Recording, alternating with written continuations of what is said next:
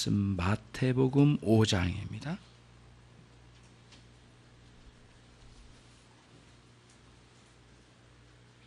마태복음 5장 38절로 42절까지의 말씀입니다.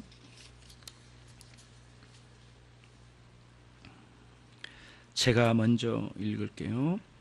또 눈은 눈으로 이는 이로 갚으라 하였다는 것을 너희가 들었으나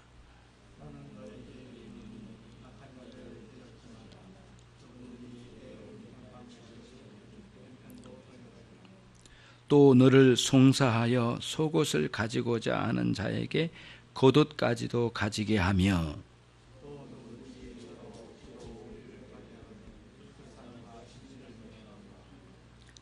42절 같이 합니다. 내게 구하는 자에게 주며 내게 꾸고자 하는 자에게 거절하지 말라. 아멘.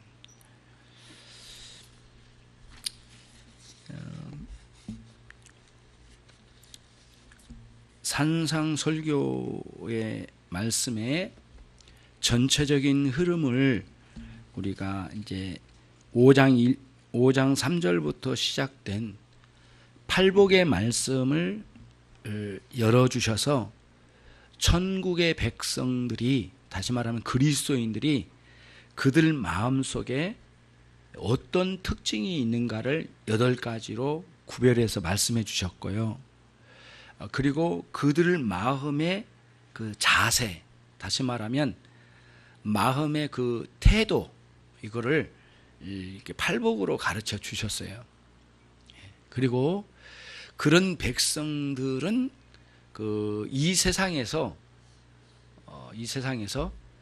천국 백성다운 그 맛을 드러내는 소금과 같은 역할을 하고, 또 어디서도 볼 수 없는 천국 백성다운 그 빛을 발산해서 어둡고 깜깜한 이 시대에, 도덕적으로 어둡고 깜깜한 이 시대에 천국 백성의 빛으로 이렇게 발산시켜 나가는 사람들이다. 이거를 주님께서 이제 말씀해 주셨어요. 그러시면서 예수님께서는 모세의 율법을 부셔버리거나 없애버리거나 그거를 무시하려고 오신 것이 아니다. 오히려 반대예요. 그 모세의 율법을 세우고 바르게 가르치고 완성시키는 데까지, 심지어는 지금 우리가 살고 있는 천국 백성들이 삶의 현장에서 내면적이고 외적인 면에 있어서 모세의 율법을 완성시키는 데까지 나가기를 원하셔서 이 말씀을 가르치신다. 이런 맥락의 말씀으로 산상설교를 계속 말씀해 주셨어요. 그러면서 실제로 예수님은 그렇게 말씀하시고 모세의 율법에 중요한 몇 개의 예를 들어서 그거를 다시 새롭게 주님께서 바르게 해석해 주시고 적용하셨어요. 첫 번째가 살인하지 말지니라, 그렇게 말씀하셔서 살인을 자행한 그 행위 자체만 금지하신 게 아니다. 전국의 백성들, 그리스도인들, 성도들의 내면 속에 있는 그 미움의 감정, 그것도 살인과 다를 바 없는 죄의 근본적인 뿌리를 둔 악이기 때문에 그런 미움도 제거되어야만 한다, 너희들 마음속에. 그리고 또 간음하지 말지니라 라는 말씀을 통해서 실제로 간음을 실행하지 아니하였더라도 마음속에 음욕을 품는 것만으로도 이미 간음을 저지른 그 죄악을 저지른 것과 다를 바 없는 그런 죄악이 너희 내면 속에 있음을 보라. 그리고 그런 것들이 하나님을 향하여 대적하는 것들인데, 이런 것들이 너희 속에서도 제거돼야 된다. 팔복의 말씀을 품은 이 마음, 심령 속에 그런 죄악상들이 스며들어온 것을 대항해서 제거하고, 그리고 은혜로운 팔복의 특징을 소유해서 천국의 백성답게 이 땅에서 살아가라. 주님 말씀하셨어요. 그러고 난 뒤에 주님께서 이제 그 맹세, 헛된 맹세에도 하지 말라. 거기는 거짓이 너무 많다. 그 속에 그건 버려라. 이런 말씀하셨고, 그래서 예면 예, 아니면 아니요라고 명확하게 진실한 신자의 내면을 품고 살아라. 예, 겉은 이렇고 속은 저렇게 가면 안 된다.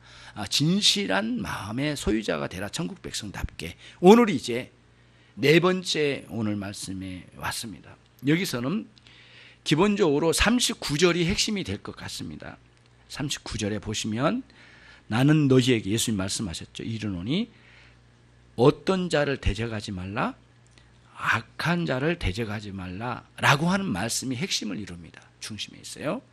그러면 이제 앞부분에 모세의 율법에 나와 있는 말씀을 다시 정확하게 주님께서 그 모세의 율법의 원래의 의미를 되짚어 주시고, 그 다음 주님께서 더 적극적으로 악한 자를 대적하지 말라고 하는 말씀으로 우리를 이끌어내신 거예요.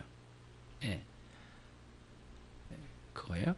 여기서 핵심은 어디에 또 있느냐면요, 여러분과 저의 마음 속에 악한 자를 만날 때에 일어나는 죄의 속성 속에 일어나는 그 복수심, 그 악랄한 복수심 같은 것들이 우리 안에 일어난 것을 봐라. 그것은 천국 백성의 특징에 맞지 않다. 오히려 천국의 백성의 내면의 세계의 특징은 악한 자를 만날 때 대적하지 않는다. 오히려 거기까지 나가라. 이게 이제 하나의 특징을 말해준 겁니다. 그러면은 모세 율법을 먼저 말씀해 주셨으니까 핸드폰은 좀 꺼주시고요. 예, 핸드폰 다들 꺼줘요. 그 안 꺼지면은 배터리를 빼요. 빼가지고 말씀에 집중하도록 다른 분들이 같이 말씀에 집중하도록 합시다.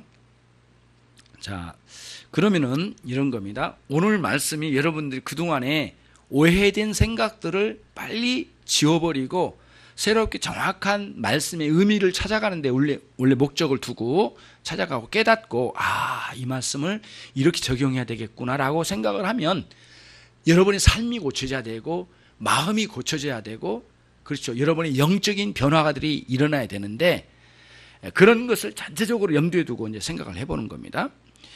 첫 번째 보시면 38절에 이제 모세 율법입니다. 눈은 눈으로, 이는 이로 갚으라 라고 하는 말씀이 모세의 율법에 나와 있어요. 출애굽기 21장 24절, 레위기 24장 20절, 신명기 19장 21절에 명확하게 눈은 눈으로 갚으라, 이는 이로 갚으라, 이렇게 불에 대면 된 대로 갚으라, 상처를 입으면 상처 입은 대로 갚으라, 이런 말씀이 이렇게 나와 있습니다. 자, 그런데 그러면은 정확하게 그 모세 율법에 나온 눈은 눈으로, 이는 이로 갚으라는 말씀의 의미가 무엇인가를 정확하게 봐야 됩니다. 자, 그렇게 말씀해 주신 모세의 율법이 잘못되었다라는 것이 아니라 아주 잘된 말씀이란, 정확한 말씀이란 거예요. 그러나 문제는 어떻게 제대로 해석했느냐가 큰 문제가 될 수도 있고 아닐 수도 있다 이거예요. 예. 그런데 모세의 율법을 사람들은 확대 해석을 해서 지나치게 이기적이고 자기 방식으로 해석해서 끌고 가는 오류를 범하는 사람들이 많이 있었다는 거예요, 예수님 시대에. 그래서 기본적으로 그러면 모세 율법에 나와 있는 3-4번에 걸쳐서 명확하게 나와 있는 눈은 눈으로, 이는 이로 갚으라라고 하는 말씀은 무엇이냐 이거예요. 그러면 우리 함께 찾아가 보도록 하겠습니다.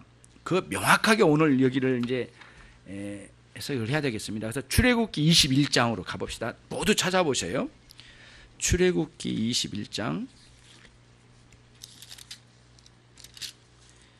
출애굽기 21장 22절 말씀.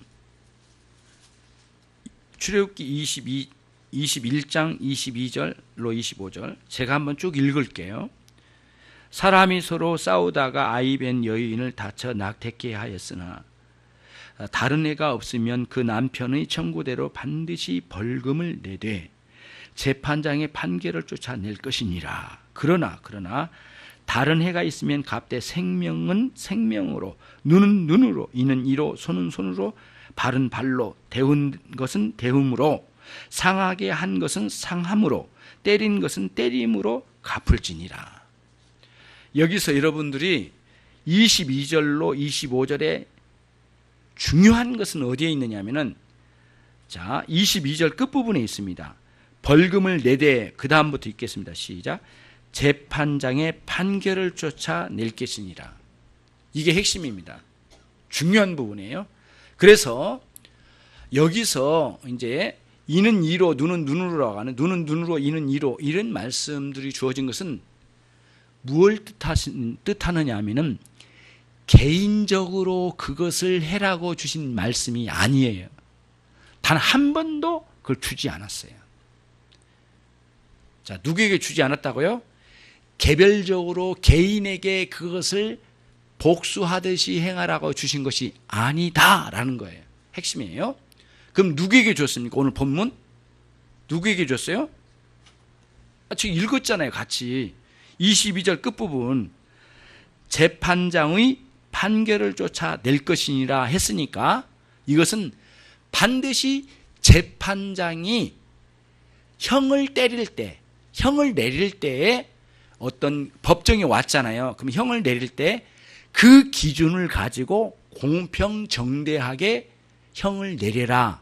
그러니까 이것은, 이 본문은 반드시 재판장에게 주는 내용들이에요. 오늘날 여러분 아실 거예요. 양형제도라고 하는 거 아시죠? 형량을, 그러니까 재판장이 아침에 기분 나쁘면 기분 나쁜 대로 형을 내려버리고 기분 좋은 날은 형을 안 내리고 그러면 안 되잖아요. 정확한 형 기준이 있어요. 그렇죠? 그래서 양형제도라는 게 오늘날 또 있어요. 그래서 법원에 가면 양형위원회가 있어가지고 새로운 범죄들이 일어나면 그 문제를 가지고 토의를 해서 이런 죄는 이만큼의 벌금을 내고 형을 때리라 라는 양형 기준을 만들어요. 이게 굉장히 중요해요. 그래서 법치국가에서는 이런 양형 기준을 만들어서 계속해서 재판관에게 교육을 시킨단 말이에요. 그래서 재판관은 그런 양형 기준을 쭉 떠들러 보고 이 100억짜리 사기를 쳤으면 어떤 형을 내려야 되는가 기준을 가지고 있는 거예요. 그렇죠? 예, 기준을 가지고 있는 거예요. 그래서 법원에 갔는데 판사님이, 다른 사람은 긴장해 있는 판사님은 여유가 있더라고요. 정확한 양형 기준을 가지고 있는 거예요. 그래서 이 사람은 억울합니다, 이 사람은 더 하세요, 이렇게 하는데 필요 없어요. 판사님은 아주 냉정해요. 왜 그럴까요? 마음의 요동이 없어. 자기 나름대로 양형 기준을 다 가지고 있는 거예요. 법적으로 이 부분은 어느 정도의 형을 때려서 감옥살이를 시키고 또 그러니까 벌금을 어느 정도 때려야 된다는 기준이 있는 거예요. 그때 너무 과도하게 가해자에게 형을 때리면 공평함이 깨지잖아요. 이 공권력이 균형을 잃어버리면은 이 나라의 질서와 그리고 모세 시대에 있는 결의 공동체인 이 교회의 이 질서가 깨지고 부서지는 거예요. 그거를 하나님께서 아셨어요. 왜 그럴까요? 여러분이나 저나 불신자들 모두 이 이스라엘 백성들도 마찬가지예요. 이 안에 있는 죄성이 강하게 있기 때문에 누군가 해를 받으면 복수심이 그것의 5배, 10배를 갚고자 하는 거예요. 이 독함이 있어요. 예. 독사 같은 독이 우리 안에 있는 거예요. 그래서 누가 나를 해를 입히면 거기서 배로 갚고 싶고 4배, 5배로 갚고 싶은 뭐 그런 그 죄성이 확 일어난 거예요. 이런 것들을 뭘로 억어하냐? 법으로 억어를 해야 돼. 법으로 눌러주지 않으면은 사람이 죽이고 죽임 당하고 계속해서 이 악이 악의 꼬리를 물고 이 사회는 반나절도 가지 않아서 망해버리고 말 거예요. 하나님 그거를 아셨어요. 굉장히 중요해요. 그래서 공권력의 차원에서 이 재판장에게 양형, 이렇게 형벌을 낼 양을 어떤 식으로 균형 있게 주어라고 하는데 대원칙을 준 거예요. 대원칙. 아주 구체적으로 준 게 아니에요. 원칙. 뭐냐면은 눈은 눈으로, 다시 말하면 요짝에서 해를 가한 만큼의 그 상응하는 벌을 이렇게 재판관이 내려서 그걸 갚게 해 주어라는 원칙의 내용을 준 거예요. 대원칙이에요. 자세한 것까지 다 주지는 않죠. 예. 그럼 또 조금 더 자세한 것이 또 나중에 레위기서나 이런, 아니 출애굽기나 레위기서나 이런 전체적으로 이제 모세오경에 또 나오긴 나오지만 그래도 또 더 자세하게 해야 할 일들이 참 많잖아요. 그래서 오늘날 그 성폭행범에 대해서 형량이 너무 적다. 그래서 왜 이러냐? 그래서 사람들이 항의를 하잖아요. 그래서 양형위원회에서 회의를 해서 이거 국민정서에 맞지 않다. 형을 높여야 되겠다. 그래가지고 이런 그 성폭행범에 대해서는 아주 엄중하고 예전과는 다르게 아주 강하게, 예전에는 술 먹고 무슨 나쁜 짓을 하면 술 취했으니까 어쩔 수 없었으니까 좀 봐주자 이런 식의 형량을 낮췄는데 지금은 술 취해도 오히려 더 가중하기도 하고 막 그런 식으로 나가는 거예요. 그래서 하나님께서 이미 인간의 내면에 복수심에 대한 이 복수심이 들끓고 있는 죄성이 있다는 걸 아시기 때문에 이런 양형 제도를 이미 재판장에게 주어서 제시해 주신 거예요. 그래서 너희는 이렇게 해라. 그래서 여러분 그 모세가 이스라엘 백성들을 처음에는 혼자서 재판을 했어요. 그래서 너무 답답한 거예요. 너무 많은 재판을 하니까 일을 못 하겠는 거예요. 그래가지고 모세의 장인어른이 누구예요? 이드로라고 하는 장인어른이 있었어요. 이드로. 그렇죠? 이드로가 봐가지고 이드로가 하는 말이 그래서 모세 너는 왜 이렇게 어리석냐? 그 재판을 이렇게 네 밑으로 이렇게 이제 예를 들자면은 그 100부장, 50부장, 10부장 각자 계급을 따라서 차등을 줘가지고 그 사람들이 그룹을 다스려가게 해라. 그래서 그 안에서 일어난 작은 재판 같은 거는 그 사람들에게 맡겨라. 하루 종일 아침밥 먹고 그거 하고 또 점심 먹고 또 그거 하고, 예, 아침밥이나 점심이나 저녁이나 다 만나니까 똑같지만은 아무튼 그거를 먹고 왜 그렇게 하냐. 너무 그렇게 고달프게 하지 마라. 그리고는 나눠라. 그래가지고 재판을 했는데 그때에 기준을 준 거예요. 이렇게 양형 기준을. 이거를 개인에게 줘서 그때마다 눈 다치기면 눈 다치기 하고 팔 자르면 팔 자르고 이렇게 바로 그 자리에서 복수하라고 주신 것이 아니라고 하는 거예요. 요게 하나의 큰 특징이에요. 그러면은 이제 우리가 눈치챘어요. 이제 여러분 어느 정도 이 정도 하면 이제 바리새인과 서기관들은 이걸 어떻게 해석했나요? 개인에게 주신 걸로 해석을 해버린 거예요. 무슨 말인지 알겠죠? 이렇게 법 질서를 따라 통치, 법의 법치국가요, 하나님의 말씀의 법치국가로 세워져서 질서와 그 아름다운 관계를 형성해서 아름답게 세워가야 되잖아요. 요거를 지켜나가 이렇게 해야 되는데 그걸 깨고 나가는 거예요. 그럼 결국에는 뭐예요? 어떻게 해야 되겠어요? 그러면 이제 공권력을 통해서 질서를 유지하면서 이렇게 양형에 따라서 재판관에 의해서 법적 절차를 따라서 형을 내려서 이 악행을 저지른 사람을 억어하는 하나님의 아름다운 방식으로 주신 거예요. 인간은 참 더럽지만, 인간의 이 죄성은 너무 더럽게 막 튀어나가지만 하나님은 그런 식으로 억어해 나간 거예요. 억제시켜 나가신 거예요. 굉장히 중요하죠. 그런데 이거는 바리새인과 서기관들이 이후에 이 모세 율법을 쭉 읽어가고 배워가고 가르쳐가면서 하는 것이 뭐냐면은 신앙이 올바른 모세 율법의 정신을 빼버리고 문자적으로 이걸 읽어내려가는 거예요. 그러면서 어떻게 하냐면 자기 문자적으로 읽어가면서 자기 욕구대로 자기 뜻대로 적용해서 개별적으로 주신 말씀이라고 생각한 거예요. 그러니까 어떻게 가냐? 누가 눈을 다치게 하면 눈을 바로 복수해도 된다는 쪽으로 가버린 거예요. 그러니까 결국에는 이런 재판관에게 주었던 이 말씀을 개인에게 끌고 가가지고 언제든지 복수할 수 있도록 모세 율법에 명령한 것처럼, 다시 말하면 복수를 권장하는 것처럼 가르친 거예요. 그래서 이 바리새인과 서기관들이 실제로 자기들도 그렇게 했어요. 자기들도.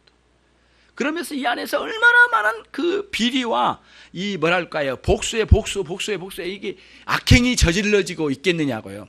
이런 식으로 잘못된 가르침을 통해서 유대인들을 혼란스럽게 만들었단 말이에요. 그러나 그 유대인들 안에서도 참다운 신앙을 가지고 하나님의 말씀 중에서 모세의 율법을 정확하게 그 의도를 찾아 알아간 사람들은 제정신을 가지고 그런 식으로 아무렇게나 적용해서 복수를 자행하는 일을 하지 않았다는 거예요.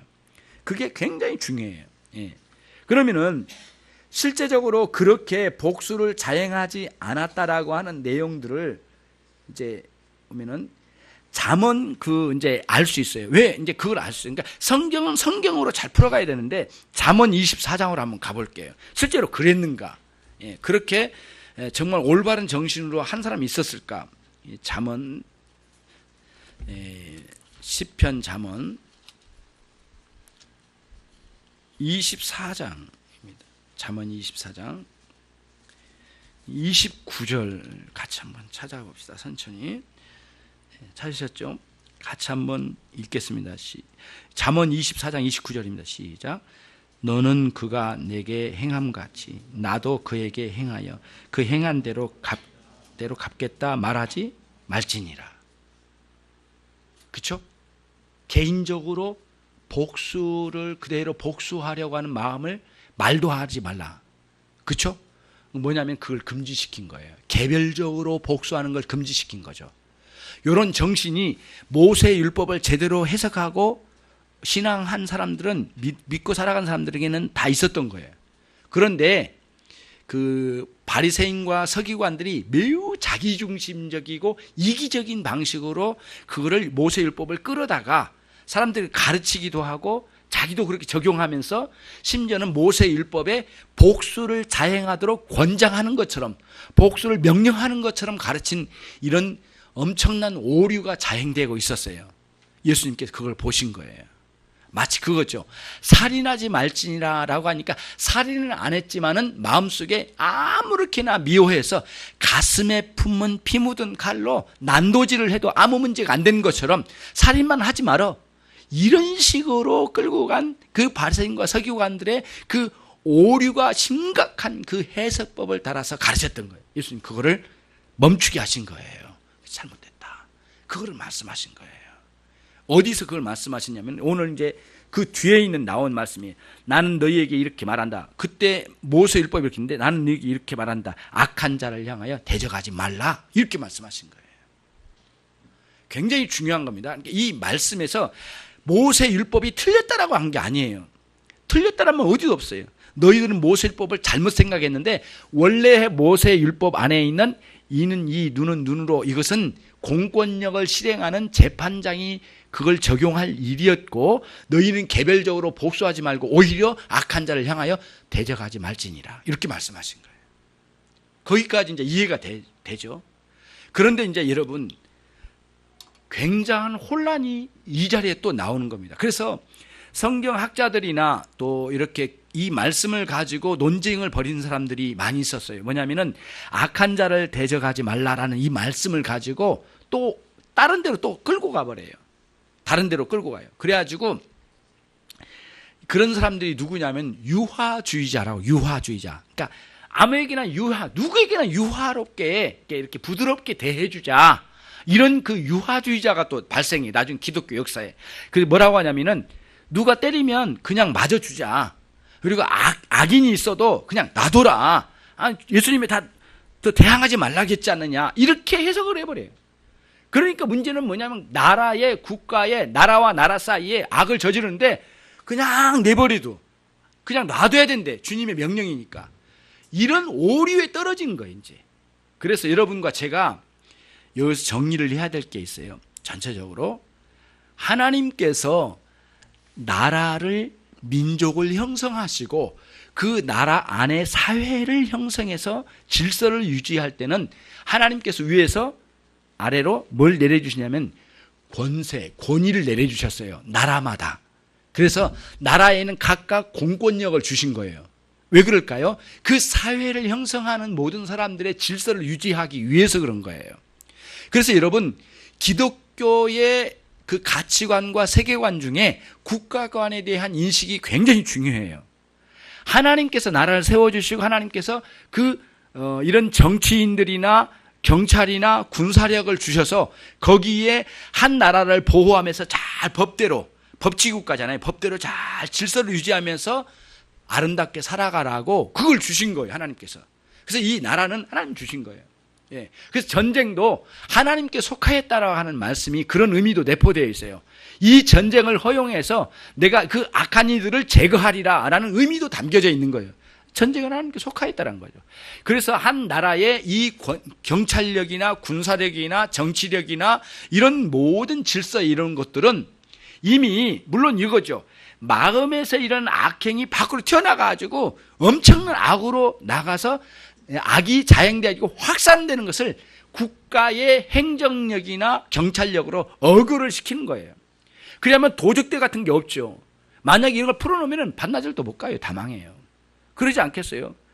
총 들고 힘 있는 사람이 막 다 차지하고 다 죽이고 갈 거예요. 우리 집에서 15분 걸리는데 15분의 거리에 올 수 없을 거예요. 경찰력 하나도 없다면. 하나님은 그렇게 무질서하게 세상을 놔두지 않으셨어요. 또 하나님은 아세요. 인간이 얼마나 완악한 존재인지, 극악무도한 존재이기 때문에 얼마든지 그럴 수 있다는 걸 아신 거예요. 그래서 강력한 군사력과 이 경찰력을 동원하여 질서를 유지한 거죠. 그리고 그 안에 뭘 주셨어요? 법을 주신 거예요. 예. 그래서 여러분께 말씀드린 건데, 비그리스도인들은 뭘로 통치하신다? 하나님이 법으로 통치하신다. 율법으로. 그러면 그리스도인들은 뭘로 통치하신다? 은혜로 통치하신다. 이 대원리가 여기에 적용되는 거예요. 그럼 여러분 잘 보세요. 앞부분에 있는 아까 눈은 눈으로 이는 이로라고 하는 재판관에게 준 형량의 기준, 형량의 공평정대한 형량의 기준을 딱 주시고 공권력을 활용해서 악행을 질서 정연하게 억호해서 나라를 바르게 세워가라 라고 하는 말씀으로 주셨죠. 그럼 뭐냐면은 악이 너무 많이 일어나니까. 그렇죠? 그렇게 하고 그 다음 예수님께서 말씀하신 그 다음의 내용은 천국 백성들의 심령 속에다 심어주신 거예요. 악한 사람들을 만나거든 대항하여 함께 복수하지 말고 악심을 품고 대항하지 말라. 어떻게 해요? 내면에 새긴 은혜로 내 심령을, 기독교인의 심령은 은혜로 다스려 가야 되니까 그 은혜의 원리를 따라서 너의 심령을 천국 백성답게 팔복의 그 의미를 가지고 빛과 소금의 역할을 잘 감당하면서 악인들을 대항하지 말라, 그렇게 말씀하신 거예요. 그러면 우리는 두 가지를 이제 염두에 둬야 돼요. 우리는 얼마든지 공권력을 활용해서 도적을 막아내고 강도를 억울시켜야 되죠. 그렇지 않겠어요? 물론 경찰이 출동을 못했다면, 우리가 힘을 합해서 내가 막을 수 있다면 얼마든지 막아야 되잖아요. 이 강도가 칼 들고 뛰어다니면 사람을 죽이려고 하는데 가만 놔두면 안 되잖아요. 어떻게 하든 그를 억울시켜야 되잖아요. 그러니까 사람들이 또 시민들이 붙들기도 하고 그러잖아요. 경찰이 이렇게 체포해가고. 그리고는 그걸 어떻게 내가 복수하는 게 아니에요. 몽둥이로 잡았으니까 몽둥이로 오늘 때리자, 잡자, 이렇게 아니에요. 그게 억울을 시키고 바로 어떻게 공권력에다가 넘겨주는 거죠. 하나님이 주신 공권의 질서에다가 넘겨줘요. 그리고는 그 사회를 그 폭력으로부터 보호를 해주는 이런 역할의 공권력이 우리에게 필요한 거예요. 그렇죠? 근데 그거를 아예 다 포기시켜버리고 없어요. 거기서 나온 게 뭐냐면 군사력 같은 거예요. 군사. 근데 이제 여호와의 증인 같은 이런 곳에서는 그 집총을 거부하죠. 총을 주는 걸 거부해요. 왜냐하면 살인 무기니까. 이렇게 말을 해요. 그거는 살인을 하라고 준 것이 아니라 이 나라의 백성의 생명을 보호하라고 주신 무기잖아요. 근데 이거를 이렇게 문자적으로 해석을 해가지고 적용하는 그런 부류들이 많이 있었어요. 그런 부류들이 굉장히 많고요. 그런 거죠. 그래서 이런 거죠. 온화주의자들이 말하는 것처럼 천국 백성들의 심령에 은혜의 원리를 따라서 주신 악한 일을 대적하지 말라는 말씀을 공권력에다 적용할 수 있을까요? 없을까요? 있을 수 없다에 속해요. 없다. 만약에 있다면 이단이죠. 그 차이가 엄청난 차이예요. 아무것도 아닌 것 같은데 굉장히 중요한 면이 있어요. 그래서 여러분과 저는 어느 폭력이 자행되고 있을 때 우리가 힘으로 막을 수 있을 때는 최대한 막아보지만 안 될 때는 바로 어디다 전화를 걸어야 돼요? 112에다가 전화를 걸어야 돼요. 공권력을 동원해서 그거를 억울시켜야 되죠. 더 이상 생명이 이렇게 말할까, 해를 입지 않도록 보호를 해야 되지 않겠습니까? 누가 죽어가는 사람 죽이려는데 가만 그냥 지나가겠습니까? 말도 안 되는 거예요. 예. 예. 살인 방조하는 거 아니겠어요? 그것도 사회법으로 다스려 가잖아요. 이런 원리가 잘 적용되는 거예요. 그래서 위에 있는, 이제 어찌 보면 우리로서는 이제 밖에 있는 이런 사회법이나 나라의 법이 올바르게 잘 되도록 끊임없이 법을 개정하고 올바르게 적용해 나가고, 실제로 그렇게 해서 한 나라의 질서를, 이 동네의 질서를 유지시키는 것도 굉장히 우리가 중요해요. 그래서 여러분들이 뭐랄까 공무원으로 가고 경찰로 가고 뭐 판사로 가고 어떤 길을 간다면 그거를 아주 사명감 가지고 잘 정리해 나가야 돼. 예수님의 말씀은 악한 일을 대적하지 말라고 했는데 그냥 풀어주자. 말이 안 되는 거예요. 예, 그거는 아주 잘못된 거예요. 그래서 이렇게 정리를 해보는 거죠. 그래서 오늘 본문 이는 이로, 눈은 눈으로, 이는 이로라고 하는 이 말씀은 재판관들이 가지고 있는 형량 제도의 한 일환으로 주신 것이다 라고 하는 분명한 확신을 가지고 내가 아무렇게나 적용해서 갚아나갈 것이 아니라고 하는 것, 반대로 너무 온화주의로 막 나가가지고 공권력 자체도 무력화시키는 방식으로 말하는 것은 이단에 속한 것이다. 아주 잘못된 내용들이에요. 실제로 그런 부류가 많이 있었어요. 기독교 역사에. 옳은 것이 아니라고 하는 것이 명백해졌어요. 구약의 성도들도 올바른 정신을 가진, 올바른 신앙을 가진 사람들은 아까 잠언 21장 29절인가요? 그 말씀의 적용처럼 그렇게 했단 말이에요. 그렇죠? 그런 원리를 따라서. 그렇죠? 아까 들었잖아요. 그런 말씀. 예, 잠언 24장 29절이네요. 그런 말씀. 예, 함부로 그렇게 복수를 한다고 말하지 말라. 다시 말하면 복수심도 갖지 말고 그거는 개별적으로 복수할 일이 아니라 맡겨라. 그런 거죠. 그 원리예요. 전체적으로 그런 원리예요. 그래서 기독교인들이 이제 참다운 신앙을 소유한 사람들은 그런 폭력을 행사해서 가는 것은 아니에요. 그러나 나에게 맡겨진 공권력은 정확하게 적용해서 시행할 수 있는 정당한 길은 주셨다. 이런 원리 생각합니다. 그 다음 이제 갑니다. 그 다음에 에어컨 틀게요. 네, 저 덥네요. 그러면 그 다음에 이제 가면 나는 너희에게 이르노니 악한 자를 대적하지 말라 이렇게 말씀하시고 그 다음부터 누구든지라고 되어 있죠. 그렇죠? 여러분 보고 계시죠? 여기는 서너 가지의 내용의 적용점을 이야기한 겁니다. 여러 가지 그 사건의 케이스를 이제 좀 이렇게 정리해서 하나씩 적용적으로 말씀하신 거예요. 그러면 첫 번째, 누구든지 내 오른편 뺨을 치거든 왼편도 돌려대며, 이렇게 돼 있어요. 그러니까 여기 악한 자를 대적하지 말라는 말씀에 달아놓은 말씀이에요. 이건 이제 이런 거죠. 예를 들자면은 이런 거예요. 로이존스 목사님 같은 경우는 이 부분을 이렇게 이야기했어요. 그 사회에서 일어나는 악행이 저지러진 것에 이 말씀을 적용할 수 없다라고 딱 단정져요.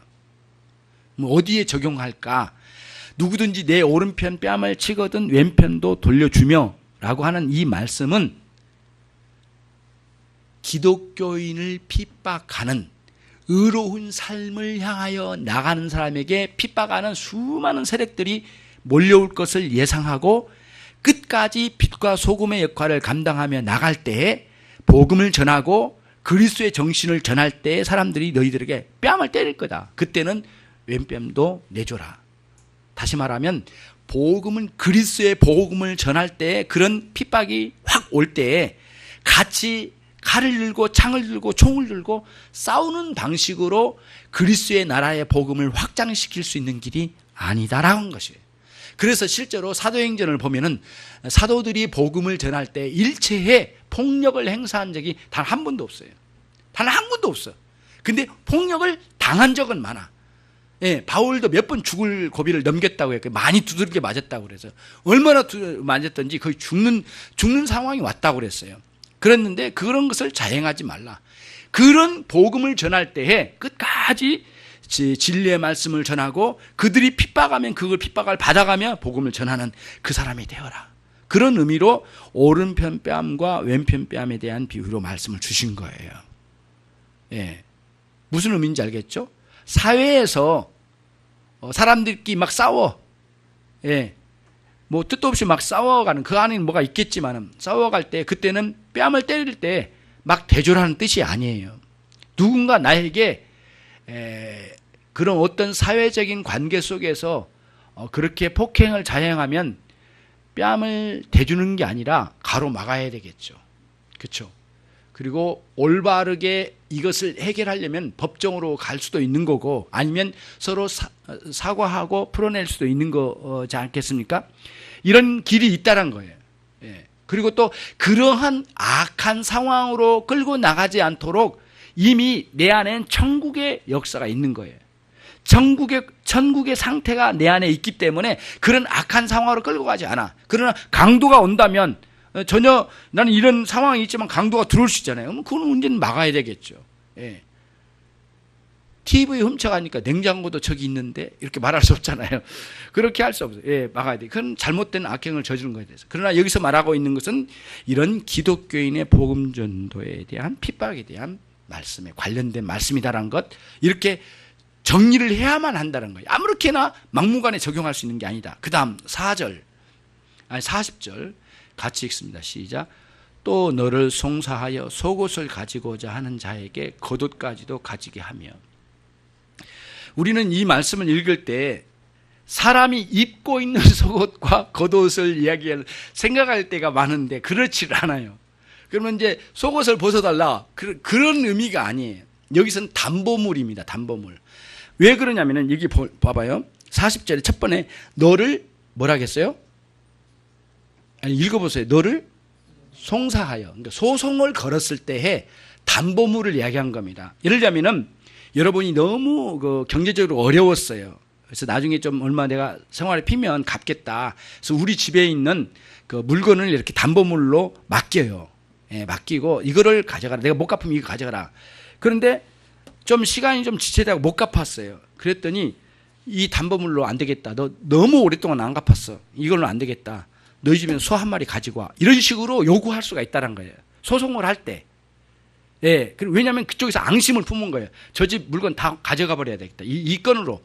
이런 식으로 소송으로 막 갈 때가 있다는 거예요. 근데 고대에는 이제 옷이라는 게 이제 뭐랄까, 요즘처럼 그렇게 쉽게 살 수 있는 게 아니란 말이에요. 그리고 예수님 시대 때의 속옷은 우리 같으면 이제 반바지 같은 거예요. 이렇게 이제 입으면은 무릎 정도 나오는, 그 통짜로 된 무릎 정도 내려오는 그런 반바지 정도였대요. 우리처럼 뭐 속옷 이런 옷이 아니고요, 개념상. 그래서 이 속옷을 이제 가지고 있는데 이거를 이제 맡긴 거예요, 누군가. 이제 그런 예가 있을 수 있었겠죠. 우리 집엔 옷이 서로 비싸고 그러니까 이걸 이제 맡기고 이제 싸우는 건데, 속옷이 싼 거예요. 그리고는 겉옷은 비싸요. 왜 그럴까요? 겉옷은 뭐 크기도 크겠지만 일단은 겉옷에는 아름다운 그 컬러의 장식도 넣고 하니까 값이 비쌀 거 아니에요. 근데 적은 값어치의 내용으로 빌려오고 그걸 정당하게 해줬는데, 속옷을 맡겼는데 속옷 필요 없어. 속옷 아니야. 이제는 네 겉옷이야. 이렇게 말하는 게 정말 예상치 못한 일들을 당하는 거예요. 그때 굉장히 억울할 수도 있고 굉장히 쉽지 않는 상황이지만, 그때에 그리스도인들을 향하여 이런 식으로 악함을 가지고 덤벼든 사람들에게 끝까지 악함으로 대항하여 싸우기보다는 속옷을 가지고 겉옷을 달라고 할 땐 그거 다 주어라. 다 주는 쪽으로 가라. 그리고 너의 해야 할 일은 무엇이냐면 속옷과 겉옷 담보물로 맡긴 것을 챙기는 것에 집중하기보다는 지금 해야 할 일은 천국의 복음을 전하는 소금과 빛의 역할을 감당하는 너의 사명이 어디에 있는지를 좀 생각해라. 그런 문제에 막 끌려다니고 계속해서 법정에 다니고 이렇게 해서 되겠느냐? 그것은 옳지 않다. 천국 백성으로서의 삶이 뭔지를 깨달아라. 이렇게 말씀하신 거예요. 그거를 주신 거예요. 그 다음 또 41절에 또 있어요. 여러 가지 예예요. 같이 읽습니다. 시작. 또 누구든지 너로 억지로 오리를 가게 하거든 그 사람과 심리를 동행하고 그랬습니다. 이거는 여러분 아무 뜻도 없이 뭐 오리를 가자 심리를 가자는 사람이 어디 있겠습니까? 그런 건 없거든요. 당시에 실제로 주님께서 사셨던 그 시대에 로마가 점령한 시대예요, 이스라엘을. 네, 그렇죠?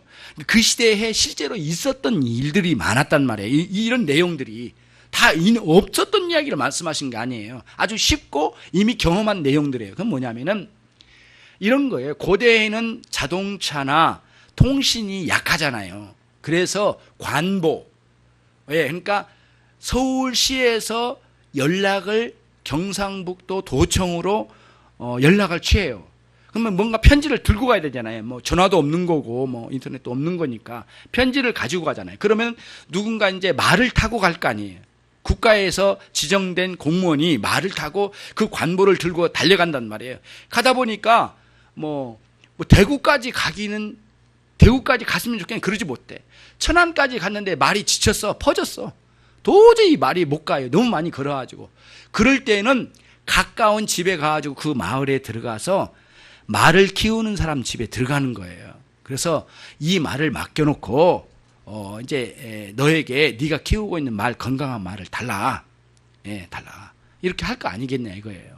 그렇죠? 그럼 요구를 해요. 즉 이거는 국가에서 하는 거니까 지정을 하고, 특히 로마의 권력 하에서 그런 일이 많았단 말이에요. 그래서 농사 짓다가 갑자기 어디 심리상을 또 우리 말을 끌고 간다 하니까 어떻게 해요? 그럼 따라가야 된단 말이에요. 그럴 때에 거절하지 말라.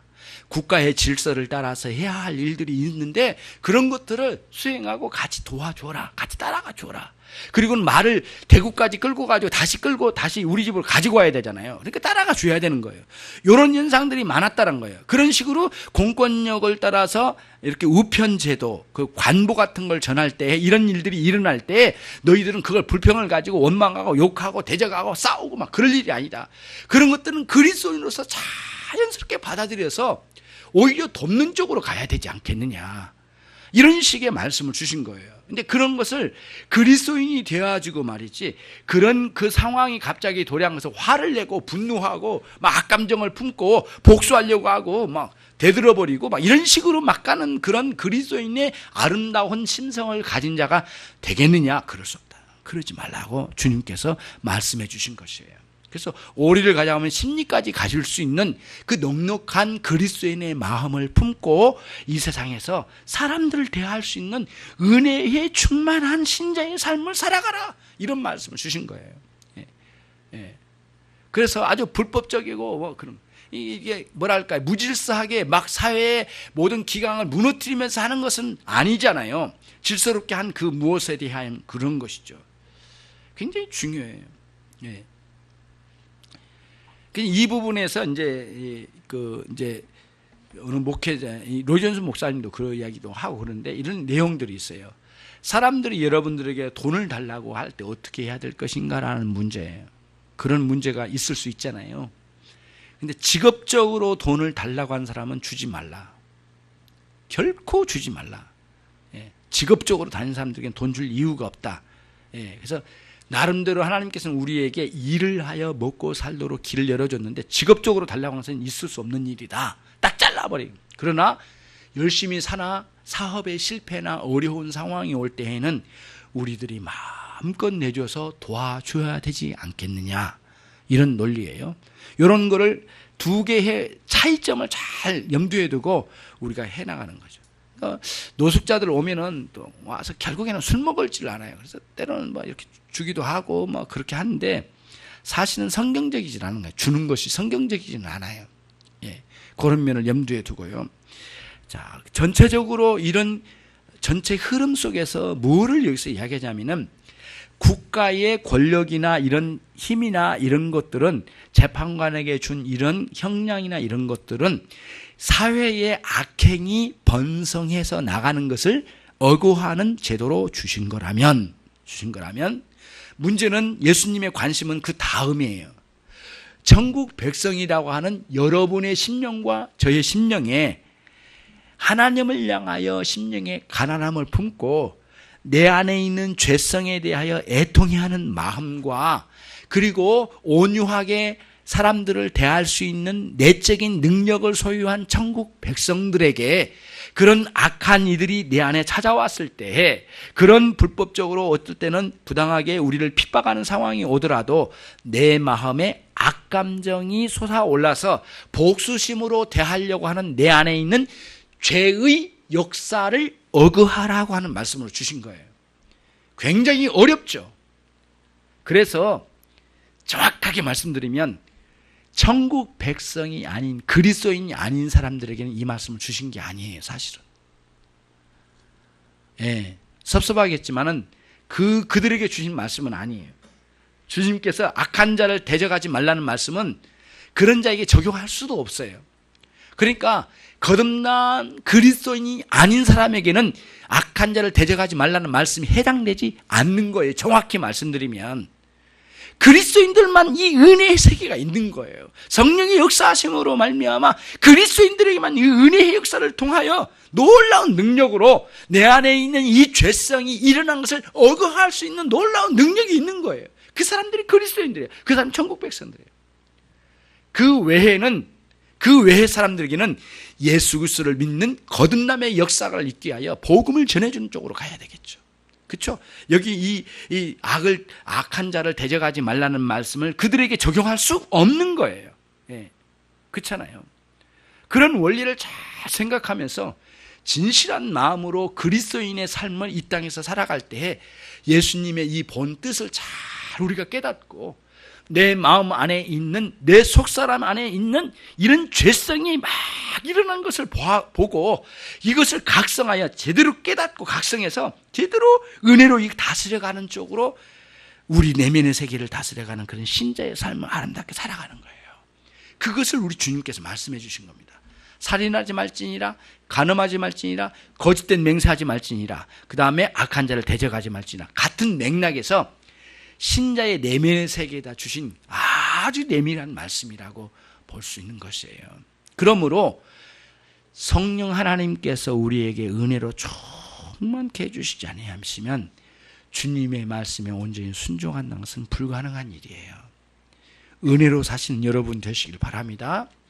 하나님께서 여러분의 심령에 은혜로 다스려 가신 하나님의 크신 은혜에 무릎을 꿇고 감사함으로 은혜를 공급받아 아름답게 천국 백성으로 정말 뛰어나고 아름다운 삶을 사시는 여러분 모두 되시기를 주님의 이름으로 축원합니다. 기도하시겠습니다. 이 시간 우리에게 은혜를 주옵소서. 함께 기도하겠습니다. 그 은혜로 살게 하옵소서.